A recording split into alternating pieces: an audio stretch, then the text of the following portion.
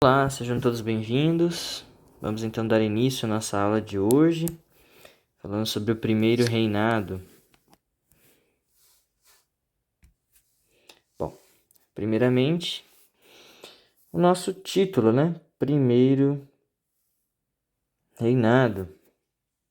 O primeiro reinado é um período que vai entre 1822, com a proclamação da independência, e vai mais ou menos até final de 1836, 1834, mais ou menos, tudo bem? Partindo aí. Bom, o início do reinado de Pedro, né? A gente vai falar só desse início do reinado de Pedro, que não significa que era ainda o primeiro reinado, ele ainda estava num período incipiente. Entre lá 1808, com a vinda da família real, e aquele período conhecido como Joanino, que nós já comentamos em sala de aula. E aqui nós estamos com a primeira filha, né? Logo que o pai dele, né, Dom João VI, ainda estava governando o Brasil.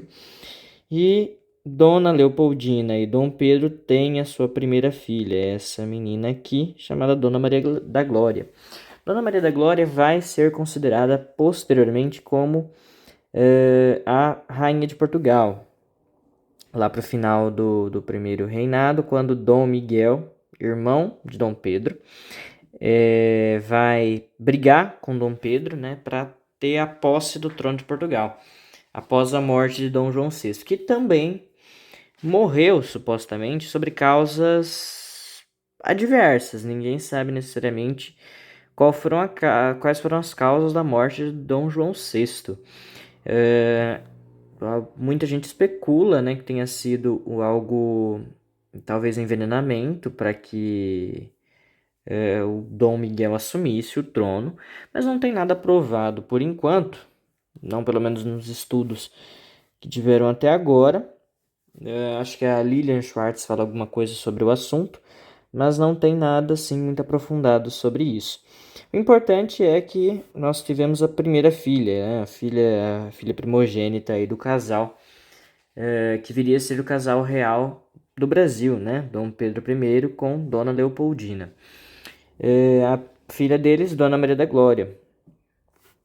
José Bonifácio tá aqui porque ele vai ser o agente principal desse período, né? Porque ele vai ser o patriarca da independência, aquele que vai articular junto com a Dona Leopoldina para a criação do novo império, né? Para a estruturação desse novo império.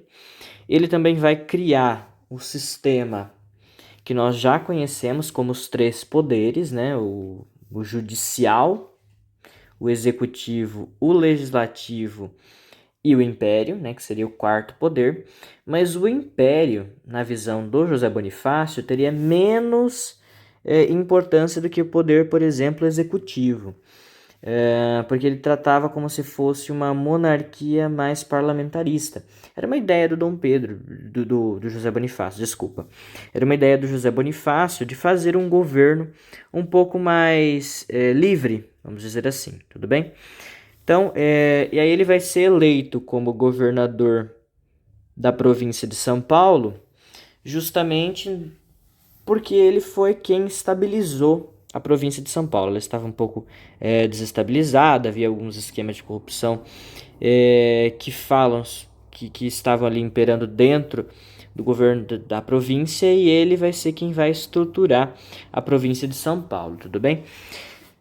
Ele vai articular justamente para o dia do fico, né? E trazendo uma carta, basicamente, da província até o palácio de Dom Pedro, assinada por mais de, acho que 5.000 paulistas, se não me falha a minha memória, precisava ter o número correto.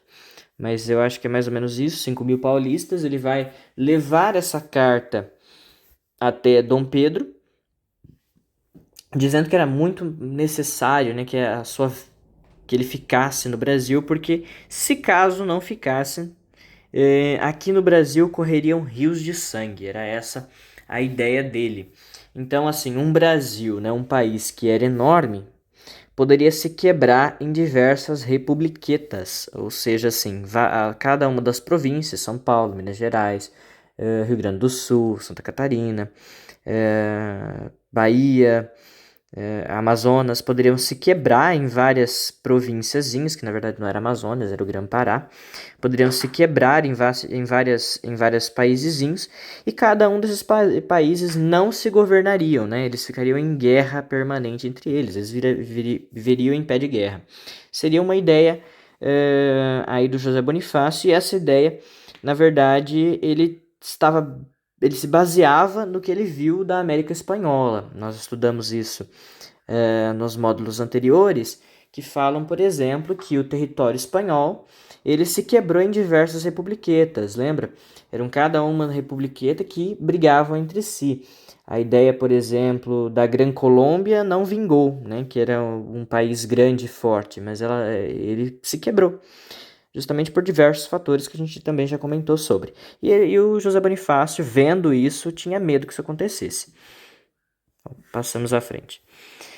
Bom, aqui nós temos, deixa eu só recolher isso aqui, alguns fatores. Então, José Bonifácio alertou Dom Pedro I sobre o medo do Brasil se quebrar em muitas partes.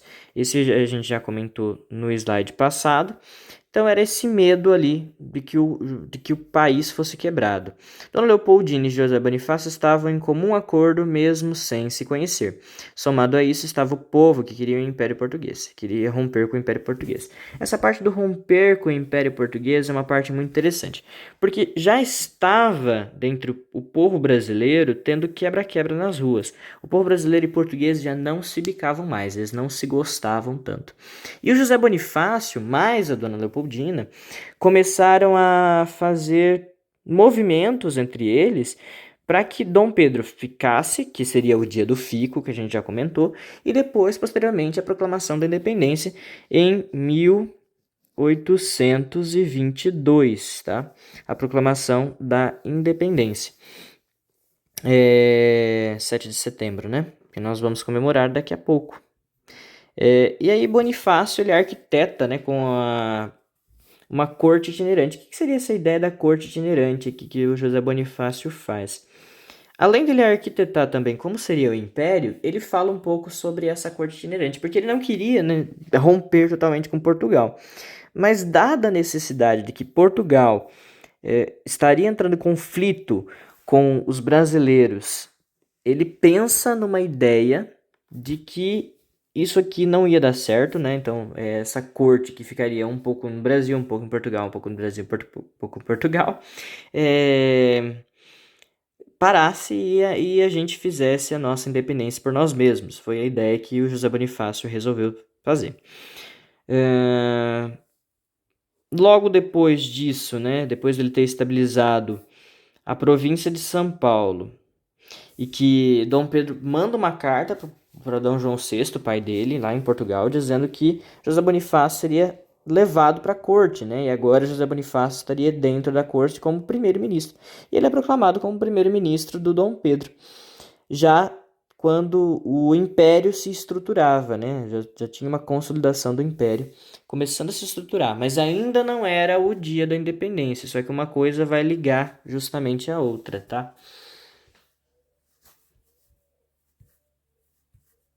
Bom, aqui é sobre o 9 de janeiro. Deixa eu ver se não tem. É, isso mesmo. Desculpa. Aqui é sobre o 9 de janeiro, que foi o dia do fico, né? O 9 de janeiro, que é considerado o dia do fico, foi nada mais, nada menos do que essa articulação de Dom Pedro com Dona Leopoldina. E mais os brasileiros que mandaram cartas e tudo mais. Então, o pessoal da Bahia enviou cartas, o pessoal do Rio Grande do Sul enviou cartas, que na verdade era uma província só, chamada Sul. E o pessoal de Minas Gerais, do Rio de Janeiro e de São Paulo enviaram cartas a São Pedro, com alguns abaixo-assinados, pedindo que ele ficasse no Brasil. Dona Leopoldina, ela sai grávida, né? Porque estava acontecendo alguns conflitos no Rio de Janeiro, aqueles conflitos entre portugueses e brasileiros. Nesses conflitos, Dona Leopoldina é obrigada a sair do Rio de Janeiro para ir morar numa fazenda que eles tinham um pouco mais no interior. E nesse meio tempo, José Bonifácio vai a cavalo, levando uma comitiva, né? São várias pessoas com essas cartas até Dom Pedro. E a Dona Leopoldina, sabendo que o José Bonifácio está indo nessa comitiva, ela vai até ele a cavalo, grávida, e começa a conversar com ele, né? E eles começam uma conversa em francês a princípio, porque aparentemente Dona Leopoldina sabia que José Bonifácio falava francês. Então eles começam, porque ele estudou muito tempo na França, né?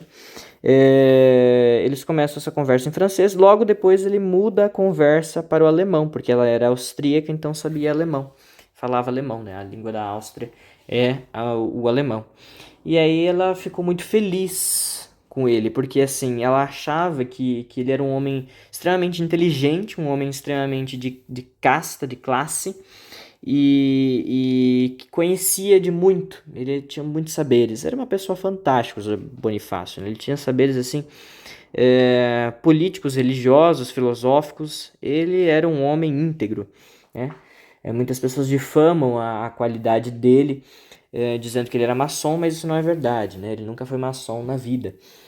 Na verdade, ele tinha uma sociedade dele, chamada Coimbrões, né? Que era o pessoal de Coimbra, mas não que necessariamente eles fossem maçons, eles não eram maçons.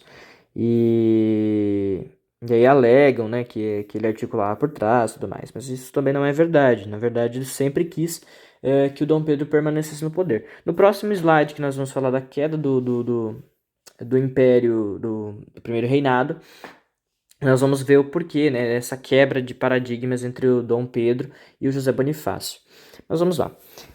Com as pressões de Dona Leopoldina, José Bonifácio e mais de 20 mil civis, então foi aí uma quantidade exorbitante de pessoas, pessoas comuns, pessoas... aqui entravam nobres e burgueses, mas a grande maioria era o povo comum, que buscavam rompimento com Portugal. Eles queriam já se romper com Portugal. Percebendo que já estava decidido que Pedro de Alcântara ficaria no Brasil, o general português Aviles, esse aqui é o general Aviles, esse aqui, né? O general Aviles resolve, né, fazer uma trama ali para forçar Pedro voltar para Portugal. E ele começa a fazer um tipo de levante com com os navios dele, né, na costa do Rio de Janeiro. Mas ele é surpreendido, né? A população do Rio de Janeiro, aqui, ó, tá aqui, a população do Rio de Janeiro e militares o impedem e Aviles é deportado. Ele tenta, né, fazer ali enfrentar a situação, mas na verdade acontece que o povo comum, mais alguns generais, algum pessoal do exército, tenta ali, derrota o Aviles. E vocês imaginem, era o povo do Rio de Janeiro na encosta, contando lá com homens comuns. Tinha algumas mulheres, pelo que consta a história também, e algumas crianças, com pedaços de madeira, né, e mais uma tropa do Dom Pedro, que foi lá e derrotou Aviles e depois deportou ele de volta para Portugal. E aí a trama estava feita e ele não conseguiu nada, né? E foi aí que foi feito o Dia do Fico, né? Em 9 de janeiro de 1822, isso provavelmente deve ter sido um dia antes. Dom Pedro fala, né? Fala uma famosa frase que todo mundo conhece, que é: se é pelo bem comum da nação, diga-lhes ao povo que fico.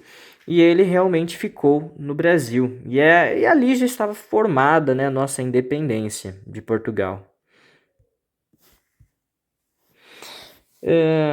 Aqui eu tinha colocado alguma coisa sobre o encontro de Dona Leopoldina com José Bonifácio, porque além daquele encontro, não necessariamente aquele, mas eles tiveram outros encontros que foram em comum para o Dia da Independência, né? Porque eles começaram a articular juntos. Aqui eu coloquei sobre que a Leopoldina estava grávida, isso aqui eu já falei um pouquinho antes. Então, mas isso aqui é muito importante, porque isso aqui que vai dar a origem do dia da independência. As províncias, elas precisavam de uma força, né? Precisavam que o imperador, no caso Dom Pedro, ficasse realmente e ajudassem eles a se unirem, né? Então, a pedido do José Bonifácio, que articulava junto com a dona Leopoldina, pediu para que o Pedro fosse de província em província, para que ele pudesse cooptar essas pessoas a ficar do lado dele, né? E, por incrível que pareça, ele, né, um jovem, acho que tinha 23, 24 anos de idade, ele fazia de tudo, né? Ele ia nos bares, bebia, cooptava o pessoal dos bares, que eram muito provavelmente nobres e burgueses, namorava com as mulheres dos nobres, né? Ele ia lá, dava uma namoradinha com as mulheres dos nobres. E com esse namoro, ele dava cargo pros nobres, né? E os nobres ficavam do lado dele. Ele era aplaudido, jogado pra cima. O cara era molecão, então fazia de tudo. É impressionante. E ele conseguia cooptar toda a nobreza portuguesa a ficar do lado dele. E isso deu muito certo. Dona Leopoldina é proclamada chefe suprema do Estado. E é aqui que começa. Porque enquanto Dom Pedro estava fora, alguém tinha que tomar as rédeas da situação. Quem tomou as rédeas, a mando do próprio Dom Pedro, foi a Dona Leopoldina. E foi ela que assina a carta do dia do fico, ela que assina a carta da independência e manda para o marido, né? Ela envia para o marido assinar essa carta. Aí quando ela envia para o marido somente acata a ordem dela e assina embaixo e fala assim, olha, eu ratifico o que minha esposa disse. Ratificar vem de corroborar, vem de aceitar, eu digo ok, né? Um sim. E é isso que acontece e basicamente é aí que está proclamada a independência do Brasil. Tudo bem? Bom, para que tudo realmente se feche numa... José Bonifácio enviou uma carta para Dom Pedro, porque tudo já tinha sido feito. A esposa dele já estava mandando cartas há muito tempo, e aqui tem um documento que na verdade a gente ia analisar depois. Talvez eu consiga mostrar para vocês. É uma carta muito bonita, né, na íntegra. Que fala assim, ele diz, né, Senhor, eu preciso que o senhor fique, a nossa independência deve ser proclamada e tudo mais. E aí, nessa viagem que Pedro estava, ele vai lá e faz um ato maravilhoso, né, um ato muito bonito, que é tirar a braçadeira, né? A braçadeira é um objeto, né, que fica no braço, no antebraço. Ele arranca aquela braçadeira tinha o símbolo de Portugal, joga ela no chão e diz uma frase que é muito bonita, né? Ele pede para os soldados dele arrancarem a braçadeira também e falarem que a partir de agora, né, o nosso lema seria independência ou morte e que a nossa divisão era o Brasil. E aí no 7 de setembro, que nós vamos comemorar em breve, né? Foi ali o dia da nossa independência, 7 de setembro de 1822, o dia da independência. Muito tempo depois, Pedro Américo vai fazer esse quadro aqui, a pedido de Dom Pedro II. Esse quadro foi feito, se não me engano, em 1860, eu acho. 1860, 1870, alguma coisa assim. E o Pedro Américo, nesse quadro, vai retratar algumas coisas. Não foi necessariamente assim como retrata, só que isso aqui é um símbolo, né? Um símbolo para a nossa independência. É o símbolo que marca esse dia. Nós vemos aqui o Dom Pedro, né, erguendo a espada e gritando o grito do Ipiranga, né? Independência ou morte. Realmente o grito do Ipiranga houve, mas não foi como está representado aqui na obra, até porque não haviam tantos cavaleiros assim, haviam poucas pessoas, acho que havia pelo menos um ministro dele, e mais uns 3 cavaleiros, que são os dragões da independência, né, que são esses daqui. E eles, basicamente, esses dragões da independência, vão somente falar sobre, vão somente estar lá como apoio, né? E, na verdade, a nossa independência ela foi muito pacífica, porque após esse grito, após esse ato simbólico aqui da representação do Pedro Américo, foi enviada uma carta para Portugal, né, pedindo que o Brasil fosse independente, falando, aliás, né, que o Brasil era e estava independente. E Portugal acatou, né? E aí não houve guerras, não houve conflitos nesse meio tempo.